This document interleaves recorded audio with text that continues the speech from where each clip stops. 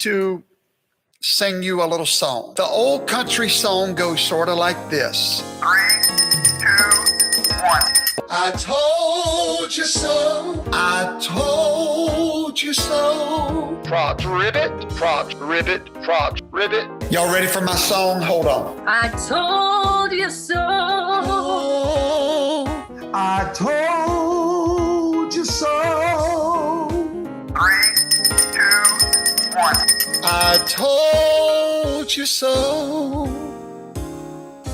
I told you so. Told you so. Told you so. Hot diggity dog. Y'all ready for my song? Hold on. I told you so. Oh, I told you so.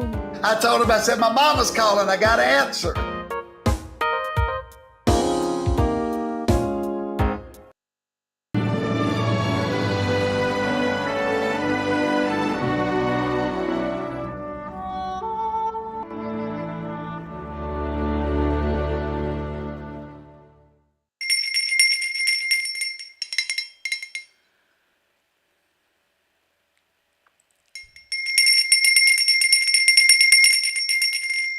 Y'all already know what time it is. It's 8 o'clock Central. Good evening from coast to coast, shore to shore, and all around the world. Good evening to you, my friends, my fellow patriots, God-fearing, red-blooded soldiers of liberty. God bless you this evening. It is Tuesday, August the 3rd, 2021. This is Professor Toto, your humble, neighborhood, friendly professor, the one that stops by and makes house calls. I come to your house every night to teach you about the greatest document ever created besides the Word of God, and it is the American Constitution.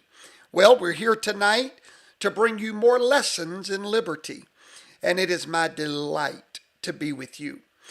Grab your beanbag, drag it into the classroom, and let's get tonight's lesson started.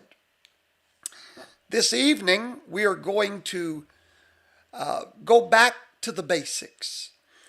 I want to bring you all tonight to part 2 of a lesson that I did last week, called The Revolution Has Returned. If you've not watched that video, it is on this YouTube channel. If you're watching on Facebook, which thank God I'm out of Facebook jail for a few hours, we'll see how it goes. If you're watching on Facebook, we have over 1,000 videos for your learning on our YouTube channel. Just search for First Harvest Ministries, and you'll find us. Or go to our website, which is Toto's, T-O-T-O-S, armyofpatriots.com, and there's links there to our YouTube channel as well. If you will subscribe, you'll be notified every night when we go live to bring you these great lessons, these seminars of the soul. It's a wonderful opportunity that we all have to learn together. I did a show earlier today about the Cuomo situation and had wonderful response from it. I had a man that emailed me, and I'm so sorry that I don't have that email in front of me, but this gentleman told me that by watching that show that he completely changed the way that he thought about the American justice system. And so that's why I'm here. I'm here to try to change wrong thinking, to take your thinking away from nationalism, socialism, globalism, communism, and to turn you into a true American patriot. Because America is truly not a piece of land. America is a grand idea. America is a grand dream of the human soul. It's a grand aspiration of men to be free from tyrannical and overbearing government. While we love government, and while we need government, and while we appreciate and we obey government, that government in America is only legitimate when it comes from the consent of the governed. Tonight, I'm going to pick back up where we left off in part 1.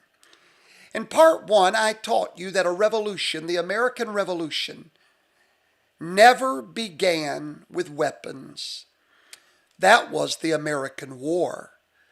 But the American Revolution preceded and predated the American War.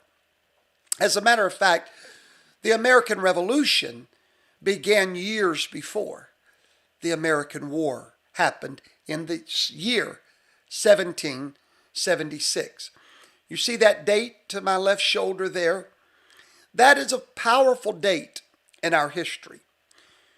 Many people carry that number, 1776, on their shirts and their flags and all of, on their Facebook profiles. But I'm going to ask you tonight, what do you really know about 1776? Oh, that's the year that we defeated the King of England. No, that's the year when an idea was born. When an idea was created and solidified by the blood of American men.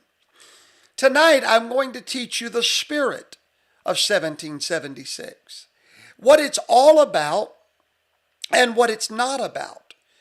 It's not about taking up arms and battling. 1776 could have been completely different. But the power of an idea is more powerful than a weapon. Because you can have a weapon, but if you don't have a just cause behind that weapon, you're no better than a murderer. But when there's an idea that comes from justice for all, liberty for all men, equality, when that is the idea for which you're fighting, guns that commit murder one day, when they fall in the hands of an idea of justice, those same guns become liberators of men. This entire movement, known as the Patriot Movement, must become more and more educated. We have plenty of people that will motivate you and that will give you intel, but you must always remember the cause that you're fighting for. You must remember what 1776 was about. Not what happened there, but what it was about. And that's my job, to teach you that. Last week we talked about a lot of history. I told you about a letter written in 1818 to Mr. Hezekiah Niles, and it was written by John Adams. And John Adams said the following words: "What do we mean by the American Revolution? Do we mean the American War?" He said the revolution was affected before the war ever commenced. And that's where, when we say that we have returned to 1776, what we're telling you is that there is another stirring among the population. And this stirring is creating ideas and creating a passion to go back to the original America. America that was based on certain principles. We are fighting for the American principles. We are not fighting just to have a name for ourselves. We are fighting for our children to grow up with the same principles that you and I had the great privilege of growing up with. John Adams understood that ideas spark revolutions. And in America, what was at that time a radical idea drove the colonists to part ways with great big England. Now remember, England was equivalent to today our Washington, D.C. England was the place where the colonists were ruled by a people that were disassociated from the colonies. They considered the colonists to be deplorables. They considered the colonists to be backwood Virginians. They considered the colonists to be Neanderthals. See, they considered these colonists to sort of be wild men, conspiracy theorists, and right-wing nut jobs. That's really what they thought about the colonists in those days. So what was this grand idea that began to formulate in the minds of the colonists before the American War? It's an idea that is novel to us today. This is what the war was all about.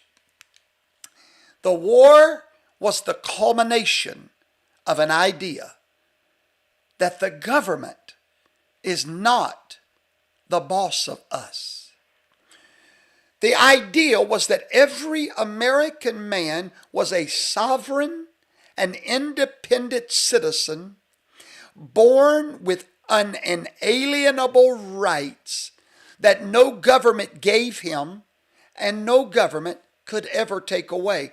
And to the end that the government protected those rights, those basic fundamental rights, to choose for yourself, to decide for yourself if you want to be jabbed with what God knows what, to decide for yourself how you wanted to live your life without government interference. This was the idea that sparked the American Revolution. One word: independence. Independence. And this is what they hate about us. We can do our own independent research. Yeah, because we have that crazy American independence, we are a threat to the systems that try to rule us from Washington, D.C. A broken system, a system that is not in touch with the normal human being. In a normal life, men and women get married, have children. That's 99% of the American population. Yet that 1% seems to be ruling Washington, that men and men can marry, women and women can marry, that the traditional family is obsolete when the entire nation is made up of traditional families. But this 1% sneaks their way into the halls of Congress, and now they rule us. Contrary to how we see things, most Americans still believe in the church. Most Americans still believe in God. Most Americans still believe in the Golden Rule, the 10 Commandments. And yet we are being governed by a people that do not believe that way. They are foreigners almost to our way of life. And this is what was happening in England, in the Parliament. Those parliamentarians in London were clueless as to the values of the patriots here in the colonies. They were clueless as to what life was like in the colonies. Yet they were trying to govern them from a distance, from a different planet. This is what is happening in Washington, D.C. We are being ruled by aliens. I really hope Right Wing Watch takes that part out. I can only imagine how they're going to twist that. But we are being ruled by aliens. Aliens in the fact they don't think like we think. They just don't.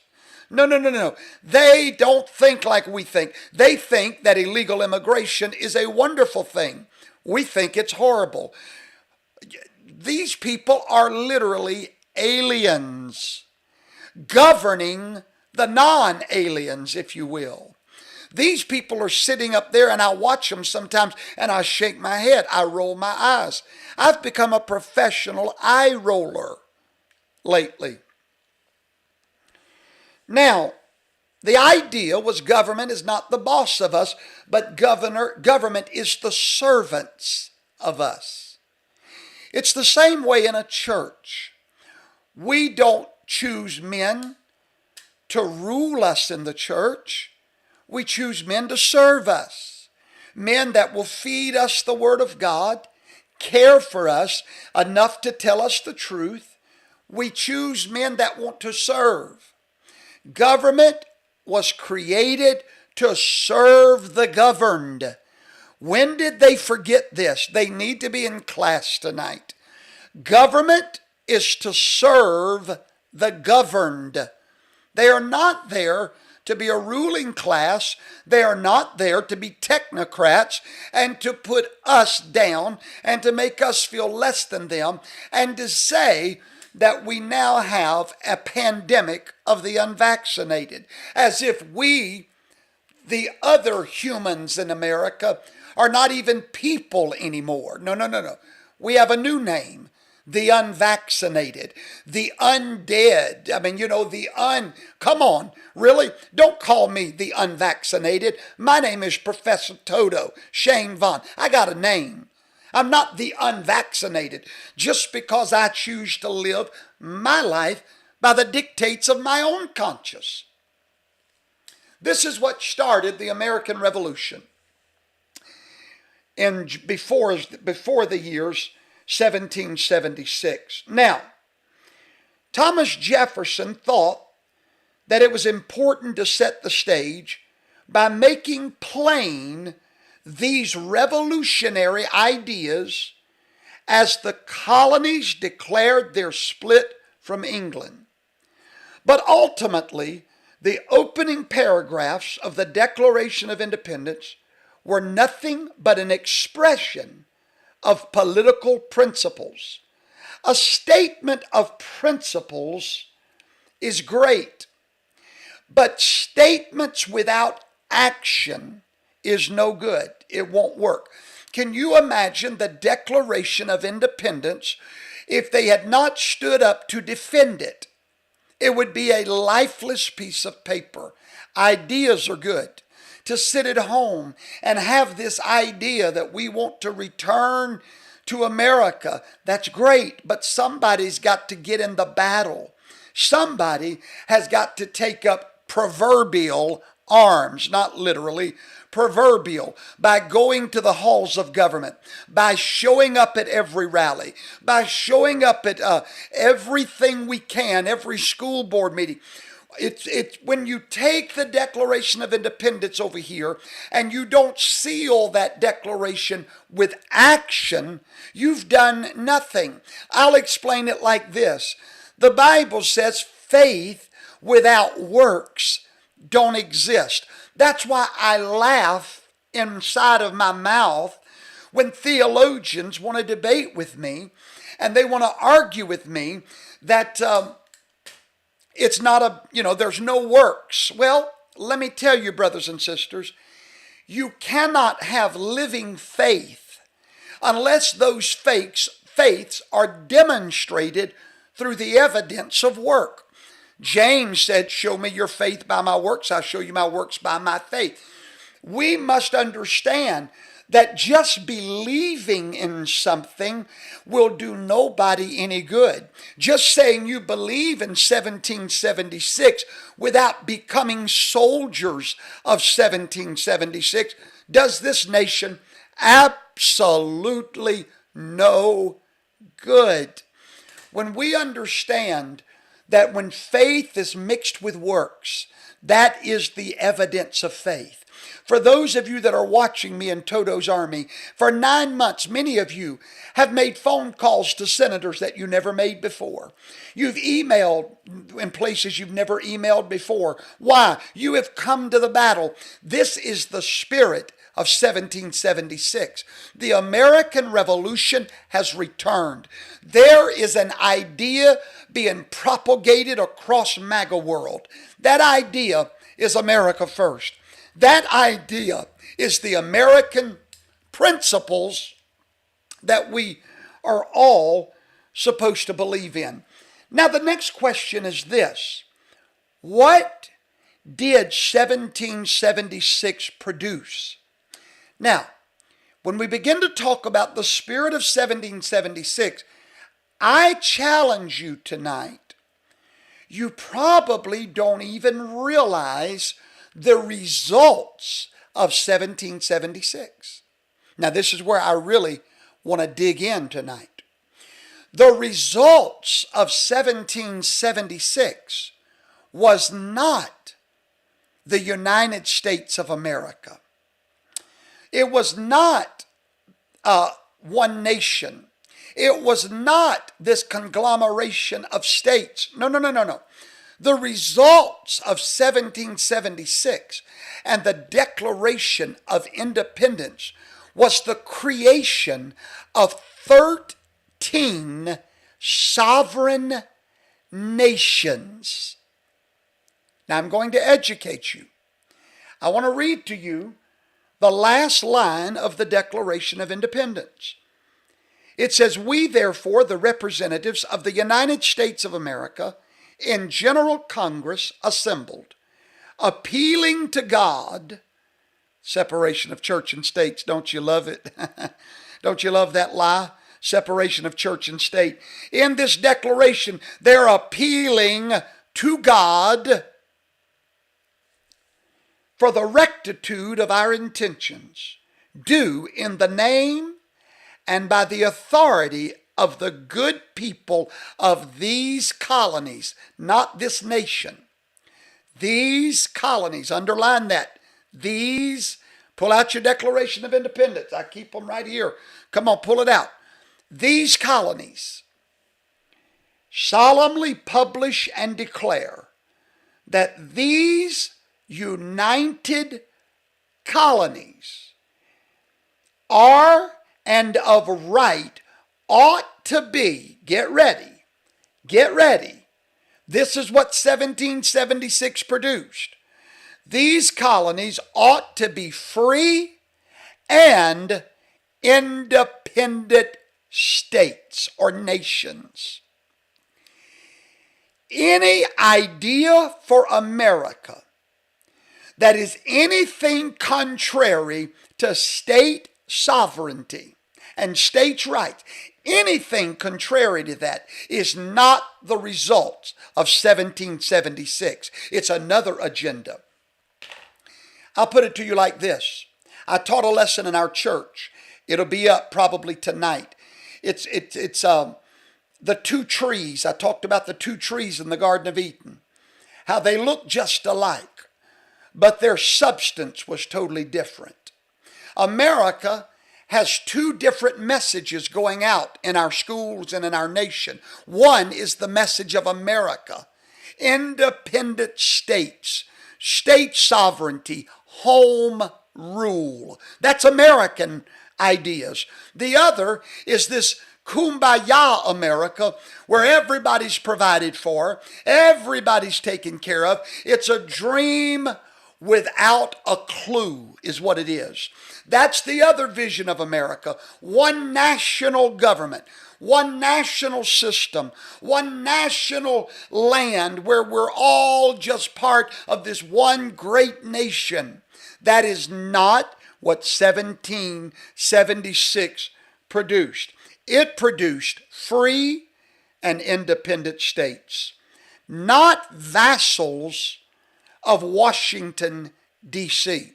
What is a vassal? Do you know what a vassal government is? Let me explain it to you. V-A-S-S-A-L. A vassal government is a joke. Just to make it real simple. It's a joke. For example, Jerusalem, Israel, many years ago, they were a vassal government of Rome. Rome had invaded and taken over the area, but Rome really didn't want anything to do with governing those crazy Jews, as they said. So they allowed the Jews to put up a king and call him King of the Jews. That man was no more a king than I'm a queen. Even though he wore a crown and even though he had a little throne, it was a vassal government of Rome. He was a yes man. He did what Rome told him to do. That's a vassal government, a smokescreen of a government where it looks like you have a leader or it looks like you have a governor in a state. But the truth is, he's just a vassal government. He is a yes man to the White House. This is what many Americans believe that we live in. They believe we live in one nation. They believe we live in one big government that's operated at Washington, D.C. That is why we're losing our country. That's why we're losing our nation. We have 50 soldiers that the founders put in place to protect the Constitution of the United States of America. This Constitution, that book, that document has 50 protectors. What does that document need protecting from? The enemy. Who is the enemy? Absolute power. Who has that absolute power? Joe Biden, Kamala, Washington, D.C., the House Democrats, House Senators. What does that power want? That power wants to run through these states like Pac-Man and pick them off one by one so that eventually it can get to the Constitution and destroy it. But there's 50 soldiers that stand guard over that Constitution. 50 soldiers. It's the 50 states in the United States. And every state has a governor.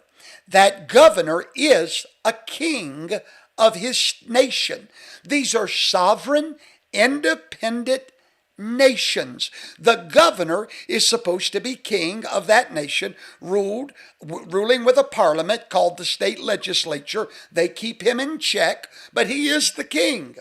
And these people of every state are the defenders of their constitutional rights. And if we are not careful, we will lose those 50 soldiers one by one. How do we lose a soldier in this battle for the Constitution? How do we lose them? When they turn blue. When they turn blue. When one of those soldiers go from red to blue, we've just lost a warrior in this battle to protect the Constitution. That's how important your state government is. See, you patriots, we allowed ourselves, me included, to be lulled to sleep over the last 20 to 30 years, not caring about local elections. Have you ever heard the old saying that all politics is local? That's what we mean by that. You've got to get focused on your Secretary of State, your governor, your legislatures in your state. Don't be so focused on Washington. Washington is not what you are a citizen of. You are a citizen of Mississippi, Louisiana, Idaho. You are citizens of your state. Now, your state came together and your state formed an agreement with these other nations. And your state gave some of their power to this new creation in Washington, D.C. That's why we have an area called the District of Columbia, because it's not a state. Neither do you ever want it to be a state, because you don't want that much power in a state. We created another entity. It's a total separate, it's like an LLC. If you're in business for yourself, you know what I'm talking about. You have you, and then you have the other you that's not you. You have the LLC. That the United States federal government is an LLC of the states. The states joined together in unity and they agreed to create this LLC, if you will. But they never agreed to create one nation. They were 13 sovereign states at the beginning, and today there are 50 sovereign states. Now, many people in America, your neighbors, the people you work with, they don't understand the meaning of the word state. They seem to think they're very confused about what the state is. They sort of think of states, your state. Why don't everybody start listing what your state is? Let me call some of them out real quick in the chat. Let me see who's listening to us tonight. We got so many people out there. Somebody tell me your state. Thank you, DJ Bowman. God bless you. All right, so Tim Melander, you're correct. Ohio. So in Ohio, Matthew, God bless you, in Texas and South Carolina and Florida and Oregon, all of these, Virginia, Pennsylvania, Indiana, Georgia, Tennessee, Pennsylvania, Iowa, Wisconsin, Illinois, Florida, New York, Alabama. Okay, there you go. Every state that you're seeing listed right now in the chat, those are nations. Those are independent sovereign nations. But your neighbors and your family that's been drunk on the Democratic wine, they don't understand that these states are not subdivisions of the United States. I hope I'm not boring you. I hope that you're learning from this so you can understand what we've got to return and fight for, what we are fighting for. We seem to think that the United States government is the nation, and each of our states are sort of subdivisions of that nation. Absolutely not. We are not subdivisions. Thank you, Meg Mono. We are not subdivisions. We are independent nations. Had we not come together and formed a more perfect union, not a perfect union, but a more perfect union, had we never done that, then if I wanted to go to Louisiana, I would need to show my papers just like I would if I'm going to Canada. When you cross the Canadian border, you have to show your ID. We would have to do that through every state or every nation. We would literally be going from one nation to another. The moment we lost this understanding is the moment we started losing America.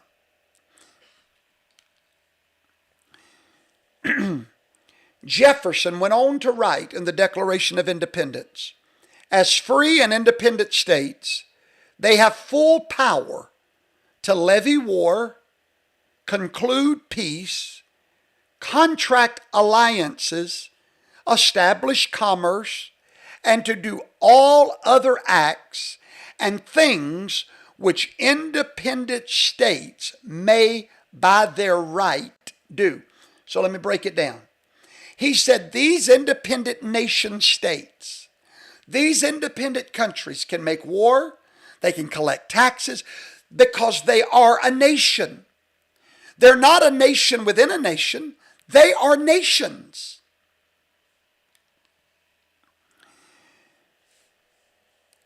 Notice what Thomas Jefferson wrote. He did not write that this was an independent state. He said these are independent states, plural. Not one nation, but 13 free and independent nations. Now, why is this significant? Because it reveals where we find sovereignty in our political system of America. Listen to me carefully, and I want you to hear me well. The power and the government of this nation does not reside in Washington, D.C. It resides in the states. because the word state is a very fancy word for we, the people. We consent to be governed. What is happening in Washington, D.C. right now is a running roughshod over the states. Now, I want to show you the beauty of our government, the way it was set up. Ron DeSantis has stood up this week, and you folks in Florida should be very proud of your rock star governor. He stood up this week to the federal infection. That's what I call Washington. If you've been to any of my rallies, you've heard me teach on Madison's medication, where I speak about a federal infection that is trying to invade into the states. By the way, I'll be in Katy, Texas in about 3 or 4 days, August the 7th. We're going to be right there at the Ark venue. I am so excited. This Saturday, I'm going to meet so many great patriots.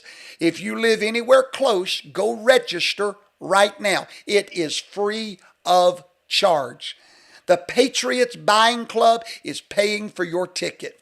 We were blessed last month with so many of you shopping with us that we're going to take that blessing and pay your way to that event in Milton, Florida on September the 4th and in Katy, Texas on the 7th of this month. So make sure you register. Where do I register? TotosArmyOfPatriots.com and then click on events. So when we go to these rallies and when we gather together, we are learning about how to stop this infection that is flowing into these states. This is what we mean when we talk about state sovereignty. Now, this is why I came on this show about 10 months ago, however long it was, and I told you why Donald Trump could not go into Minnesota with the military and stop those riots. Many people got mad at me when I said that.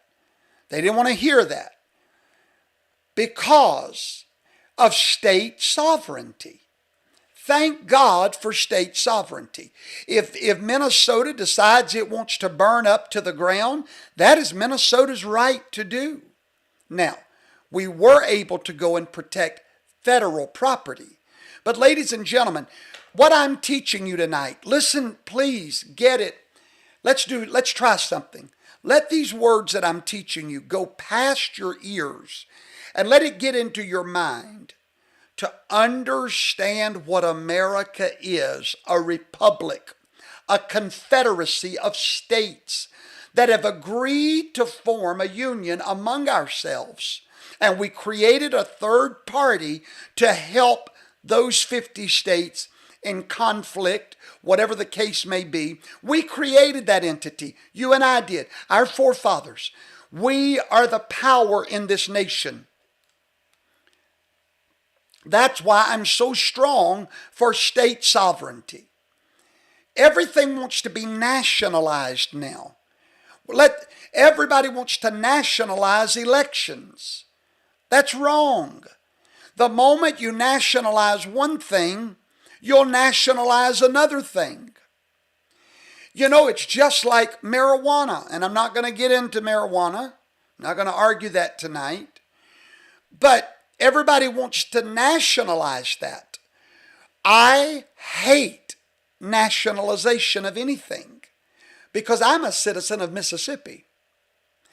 I live in this state because it's still a God-fearing, independent-loving, gun-toting state. Okay? Now, if the people that live in this state think that marijuana should not be legal, then it should be illegal in our state. Now, I don't know one way or the other. Believe what you want to believe. But what I'm saying is every state should be completely sovereign to make its own decisions. Anything other than that is not America.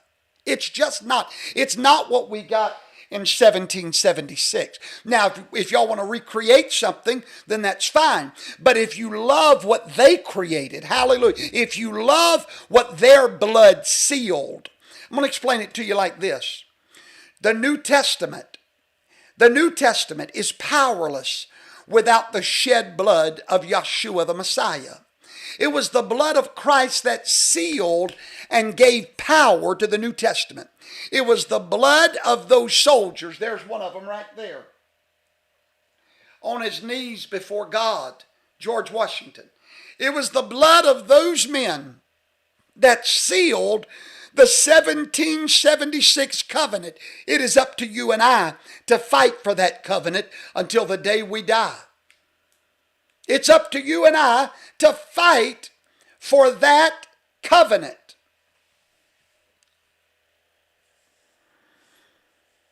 Now, these states, yes, we did enter into a union through a constitution. Do you know why we wrote that constitution when we formed the United States of America? We wrote that constitution to make sure that the federal government never became what it is today. The only way that we get a tyrannical government is when we get weak state governors. I'm going to repeat it. It's worthy of repeating. We only get a weak government in America when we get weak state governors. Why? Those are the soldiers. The governors of the state are the soldiers against that federal infection that's trying to reach the Constitution. And when those states turn blue, the Constitution gets more in danger every day. Now,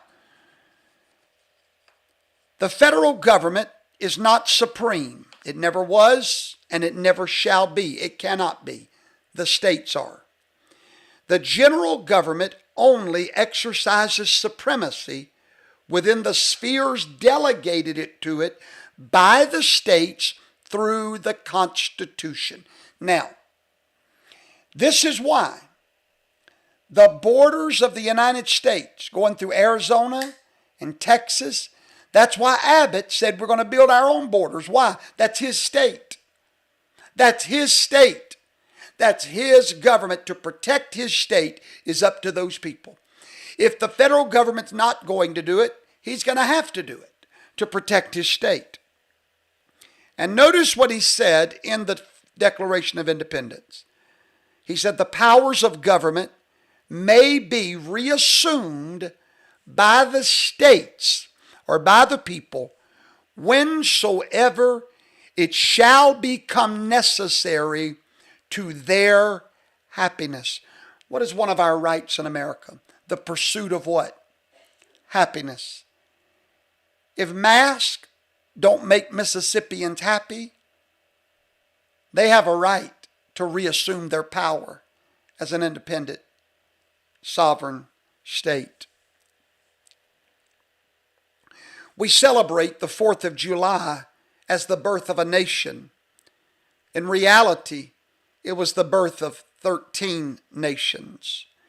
Over the years, the United States government has become every bit as overgrown and overbearing and tyrannical as King George, Great Britain.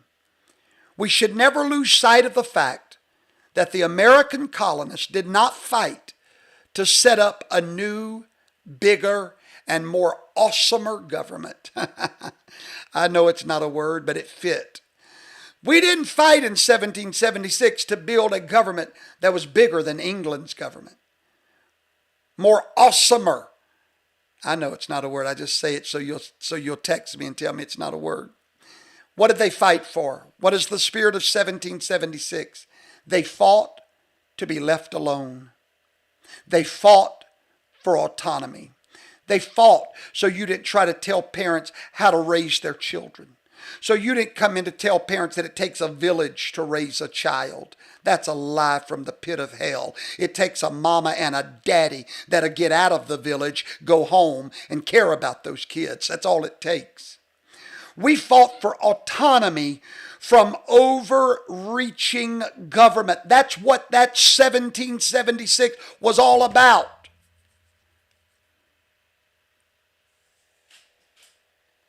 They fought for freedom. They fought for liberty.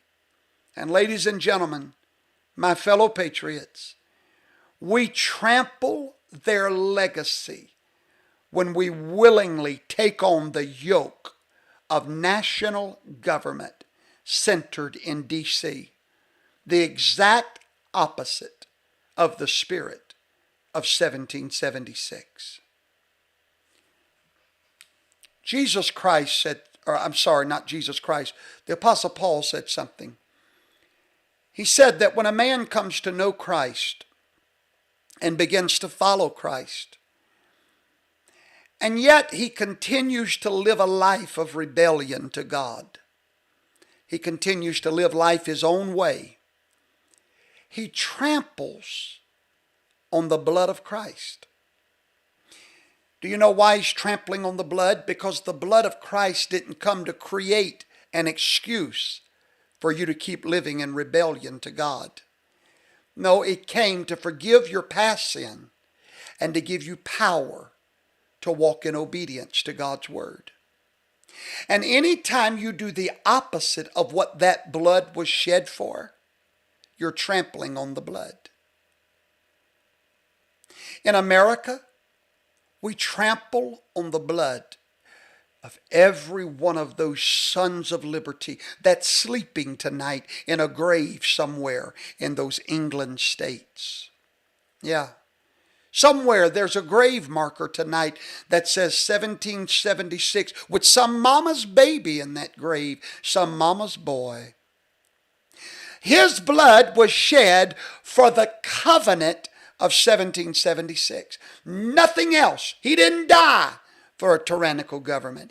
He died for sovereign states to have their freedom from tyrannical government.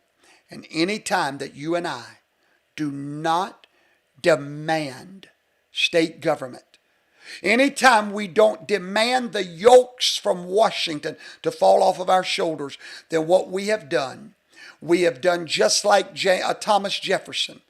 Without an American war, everything he wrote on that paper would have been useless. It would have amounted to nothing. Without the death of Christ, everything in that New Testament would be powerless. Without the death of yourself, without the death of your complacency, without the death of you only being concerned about you, your four, and no more, without the death of you only talking and doing nothing, then we have a powerless idea. 1776 has a spirit behind it. You know what it is? Freedom, liberty, independence. And today that spirit is calling out to the modern day sons of liberty. Where are you?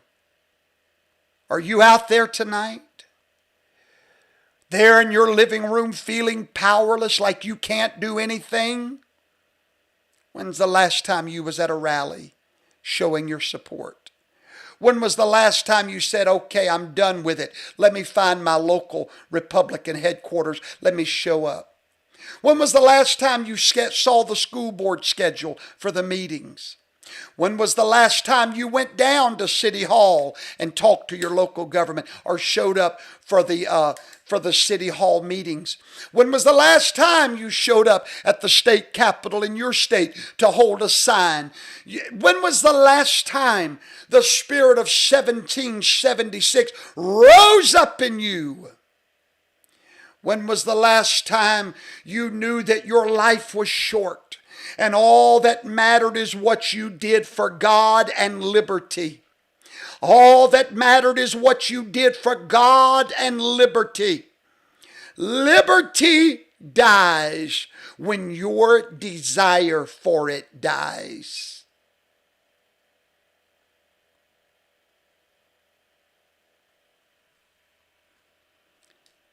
Liberty dies when your desire for liberty dies.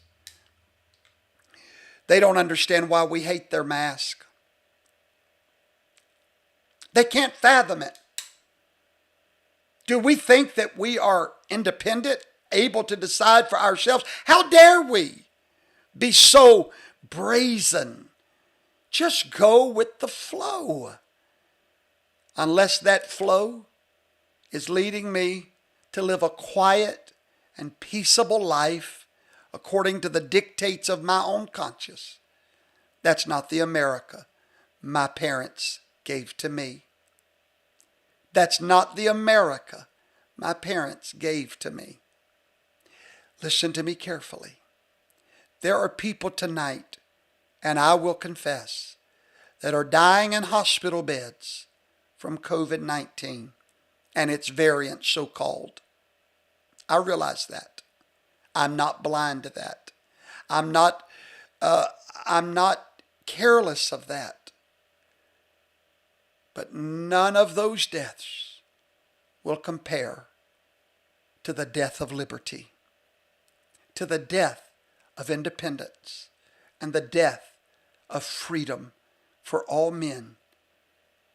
There comes a time when you have to weigh it in the balance. One life versus one principle. And I tell you today, and I'll tell everyone, you decide for yourself. You fight for your right to decide. Just like many of us decided not to close our churches. The pressure is back on us again. Close your churches. Don't be careless. Don't be a murderer. You're going to kill people. Blah, blah, blah. Blah, blah, blah. And all I have to say about it is this. Blah, blah, blah, blah, blah, blah, blah, blah, blah, blah, blah, blah, blah, blah, blah, blah. Because if I lose on a deathbed my right to religious freedom, I've lost something much greater than one life. I've lost the hope of freedom for all mankind. A life versus freedom for millions of lives. It's an unfortunate decision, isn't it? But it's one that we must make. I want to call on every one of you tonight. Never give up. Never give in.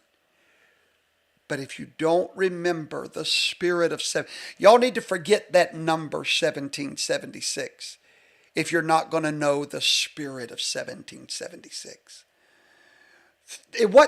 Those men wasn't out there fighting to kill people. They were out there fighting to bring life to people, to bring life to freedom, to bring life to liberty. Good night. God bless you.